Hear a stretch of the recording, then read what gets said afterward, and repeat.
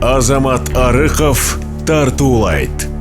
Сен биздин жумуш менен такыр тааныштыгың жок экен да. Үйрөтүп отурууга бизде убакыт жок. Так, чё-то сен дерзкий болуп калыптырсың досум.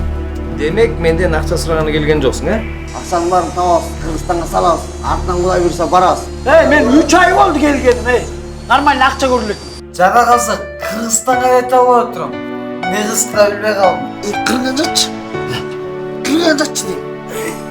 Некен ыйык, некениңдин баркына жет. Мына бир жашап аткан үйүбүздө банкта залогдо турат. Акча же жумуш сурап атат да. Болот дебедим мен сага. Сен ушинте берет экен. Мен ушинте бергенде сен болот деп коелу кин айтып атпайсың муну. Эгер мамлекеттүү ишке катса Кыргызстанда эле жүрө өтүп кой кетпей.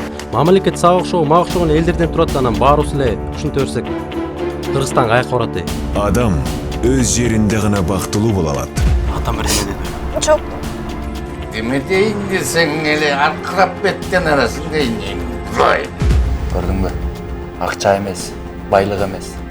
Адамгерчилик керек. Мындан ары кичинеге көбүрөөк акча салып турам, Не болду? Өлүп баратасыңбы? Көрүп атпайбы? Аят 3. Жашоо бир келет.